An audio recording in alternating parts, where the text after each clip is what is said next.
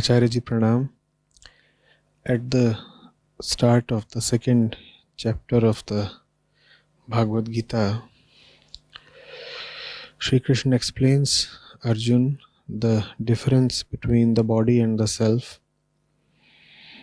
And in verse 22 he says, as after rejecting worn out clothes, a man takes up new ones, likewise after rejecting worn out bodies, the embodied one unites with other new ones. Acharya, this analogy has been widely used to explain how body is not the self, and the same analogy also provides a nice model to grasp the concept of rebirth. But is it as simplistic as it appears? What is the essence? Do Atma and soul refer to the same entity? If not, what is the difference? Chapter 2, verse 22. As after rejecting worn out clothes, a man takes up new ones, likewise after rejecting worn out bodies, the embodied one unites with other new ones.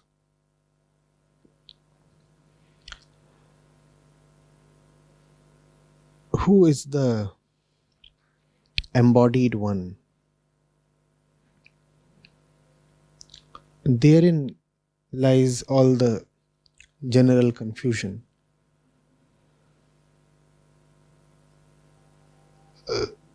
The truth, the pure self, the Atma is formless, nameless, timeless, and obviously bodiless.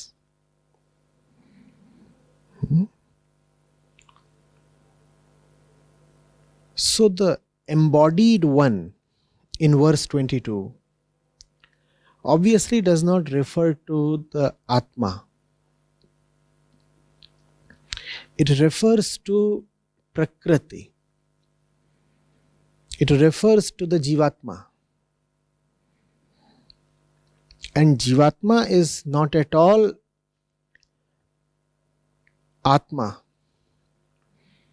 Jivatma is not at all the Atma of the Jiva. Jiv's Atma. Jivatma simply means that which the Jiv, being a Jiv, thinks of as his Atma or his center. The Jiv, the person, being a person, being a mistaken entity, thinks of his ego, his I, as his center. So he calls the ego as the Atma, that is Jivatma. Jivatma does not have anything to do with Atma. So it is the prakriti that moves from body to body. It is the Jivatma that moves from body to body. In other words, it is the prakriti that keeps giving rise to one body after the other, and all bodies carry the central trait of the previous bodies. All bodies carry the central trait of the bodies that came before them. What is that central trait called? The ego, the I. So it is the I sense or the prakriti or Jivatma that keeps on dawning, adopting one body after the other. It is that tendency to be that keeps assuming one shape after the other. And that tendency to be is so keenly in search of its final association that even when it appears like being associated with one particular body, it is actually changing its association moment to moment. How? Because the body is constantly changing and because the mind is constantly changing. So, really, the I sense is moving from body to body every second. It is not that the I sense moves on to a different body only after the previous body has died. That which you call as the previous body, that which you call as one particular body, is not a fixed or constant entity. It appears to be constant because the changes occurring in it every second are infinitesimally small. So we are not able to detect them. There is an illusion of continuity, whereas there is no real continuity. Look at your body as a scientist would look at it. How greatly it changes every day. Where is the continuity? And even more significant is the change in the mind every half an hour. Don't we know that? And the I sense is associated with the body and with the mind, and therefore it is adopting a new identity every new moment. Right now it says, I am happy. Next moment it says, I am angry. Has it not moved on to a new mind? Has the I sense not moved on to a new mind? Tell me. Similarly, if it says, I am the body, then right now it is, I am body one. Then you go to sleep. And when you wake up, in that interval, the body has actually undergone a substantial change. Body one has become body two. So you have changed your identity statement from I am body one to I am body two. How is it different from saying, now I am Ramesh, a few hours back I was Rajesh. But when you say Rajesh has changed to Ramesh, it appears like a clear case of rebirth, right? The thing that was once Rajesh is now calling itself as Ramesh. And you will say, see, rebirth has taken place. You will keenly agree. It will be a matter of excitement. But when the same thing happens within one particular body, then you do not quite so eagerly accept it.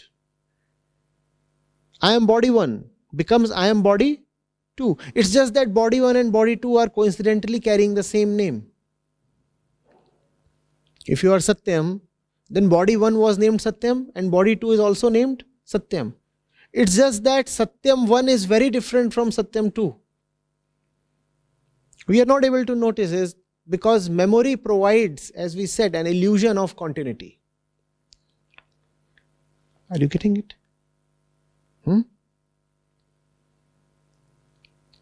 When you read verse 22 of chapter 2, never forget that the one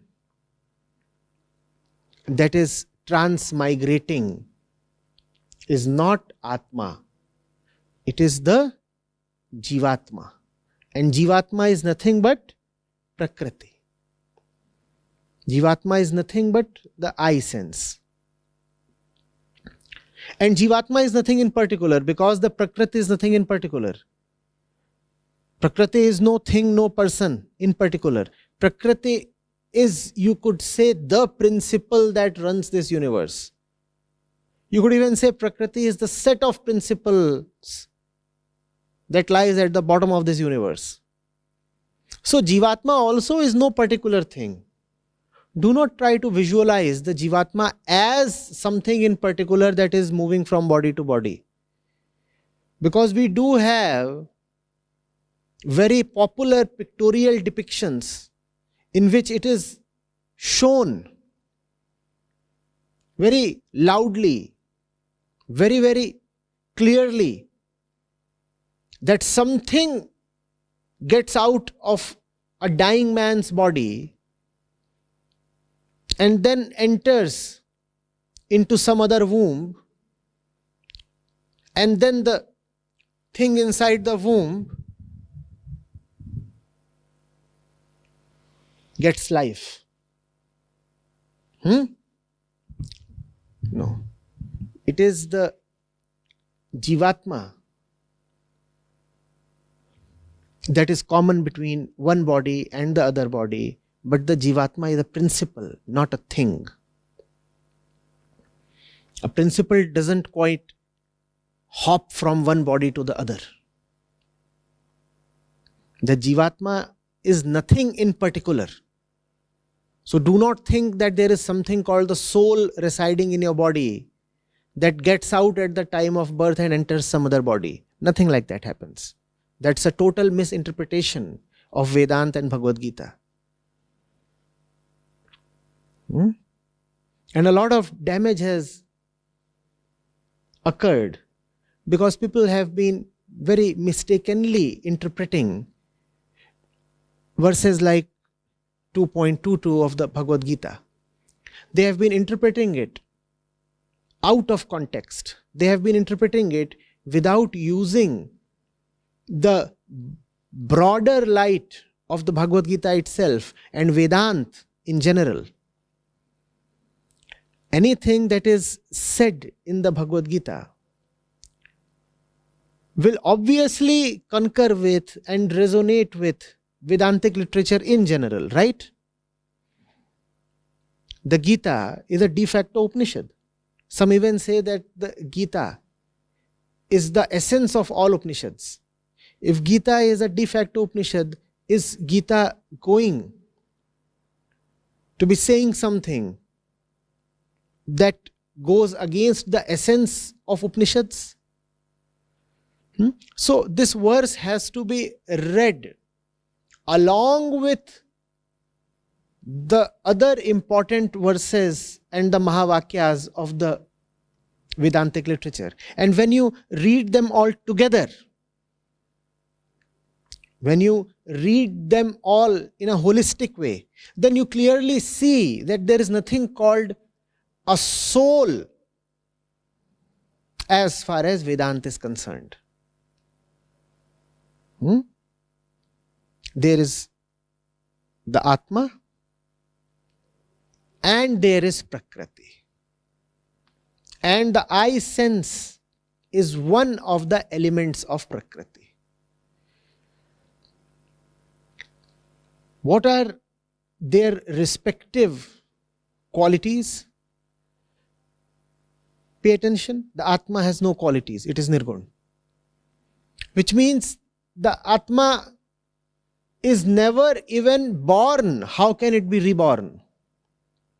That's one basic principle of Vedanta. The Atma is Ajat, Ajanma and Amar. Never born, never died. Doesn't take birth, never dies. And somehow, most people forget this basic axiom They start saying, oh, the Atma has taken rebirth. But the Atma never takes even one birth. How can it take a birth? Atma doesn't take even the first birth. Atma is never born.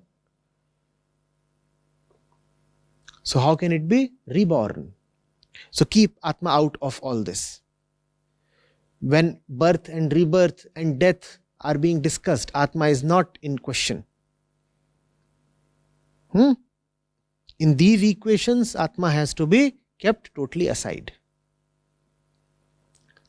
Then what is it that takes rebirth? We will never forget this. It is prakriti that keeps waving like an ocean. The prakriti is an ocean that waves. And every wave, when it is rising, is a birth. And every wave, when it is ebbing, dying, is a death. Are you getting it? So, the material world arises from Prakriti and goes back to Prakriti. Just as all bodies arise from the soil and go back to the soil. And then from the same soil, more bodies arise. And then they again go back to soil. It is Prakriti that takes birth and rebirth. And we said Prakriti is nothing in particular. So there is nothing in particular that is taking one body and then moving on to the next body. We'll have to totally drop this bad idea that there is something that survives even after a person has died. We harbor this kind of a notion, right? That something in a person will survive his death, and that surviving something will then move on to the next body, another body. No, nothing like it. Nothing in a particular person is going to survive his death. All that you are will be totally destroyed with death. What will survive your death?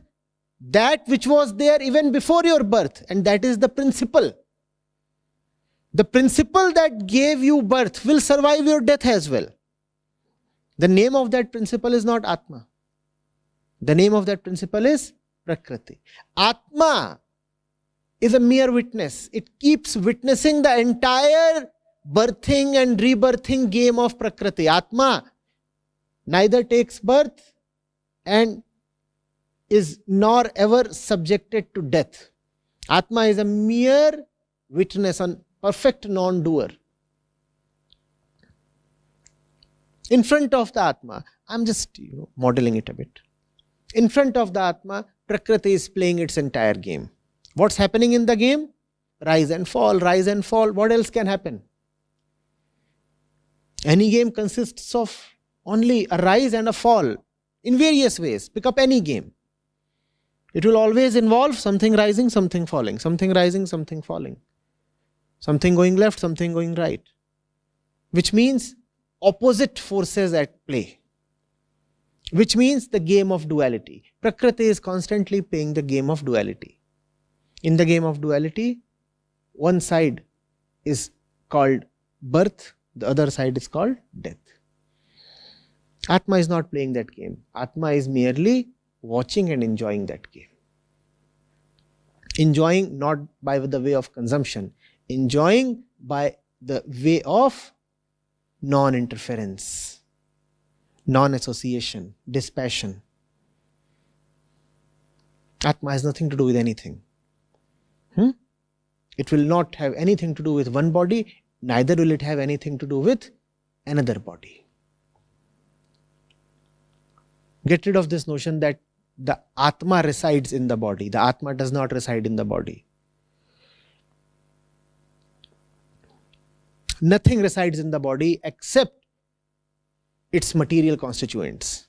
And all the material constituents are reduced to ash and vapor when the body is incinerated. Are you getting it? What survives the body? Let's revise the principle. The prakriti principle survives the body, and prakriti will take rebirth, just as the ocean gives rise to one wave after the other. And the essential element of all waves remains the same. Similarly, the essential element of all births remains the same. What is that essential element called? That which is very interested in taking birth. That which is very interested in associating with somebody. What is it that is so lonely that it desperately keeps wanting to associate with somebody? That is called the I sense or ego or aham vritti. It has to associate with this, it has to associate with that, it has to associate with this. All these sequences of successive associations can be called as rebirths. I associated with you, and then I broke off, and then I associated with him. This can as well be called as a rebirth. I was saying, I am something with respect to you, and now I say, I am something with respect to him. So, I am Rajesh has changed to I am Rakesh. Isn't it a rebirth? I am Rajesh has changed to I am Rakesh. That's a rebirth. But rebirth is not how we generally think of it. That's all a very childish fantasy. Unfortunately, in India, we have lived for too long with that kind of a misinterpretation and a very fantastic kind of imagination. We must give it up. All the myths regarding one fellow dying and then taking birth in the next village have to be totally junked. All that is sheer nonsense. Propaganda. Pranam Acharya. The example which you gave, the example of sea and wave, I heard it many times, but I find it difficult to understand. It means that from the same pool, a lot of beings keep rising and then they fall back into the same pool. When they rise, then they assume a particular name, a distinct personality. When they go back to the same pool, then they again become anonymous, turn into nothing. When they rise, then they start getting counted as persons. After they are gone, their essence still remains, but the personality is lost. When birth happens, then you feel happy and you say, now the person has come into existence. The person has risen from the soil. When he goes back to the soil, then it is not the soil that has been destroyed. It is the personality that is gone. From the same soil, something else will rise. Another personality. So the soil keeps rebirthing again and again. Acharya, you have explained the prakriti that that goes through cycle of birth and rebirth, and that prakriti is violent, and that is ego that takes birth and rebirth. So I never said prakriti is violent. There is no violence in prakriti as such. There is just movement. Prakriti moves in its own predetermined ways. There is no violence there. For violence, there has to be a choice to be non-violent. Prakriti has no choice. In Prakriti, there are just set patterns that keep repeating and also keep evolving. So there is no violence really in Prakriti. A lion attacking a deer is not really violence. But a man killing a deer might be violence because man had a choice. Acharya, can we say that fear is a prakriti that goes from one entity to another entity? Fear is Prakriti's way, one of the tools that are given to the person to ensure that the person is able to successfully complete his lifetime. In Prakriti, fear exists as a tool to support life. Animals too are afraid. Even plants are afraid. But when they are afraid, their fear is for their physical survival or protection. Prakriti has given them this tool. Have fear and you will survive. Man too finds some utility in the tool of fear. But for man, fear often becomes problematic because fear is constituted to protect only your little self, which consists of the body and the mind. Fear is not designed to liberate you from body and mind. The quality of fear is designed to protect your existing little self, right? Oh, somebody should not hurt my body. Somebody should not hurt my ego or prestige or fame or notions. That's fear. Correct?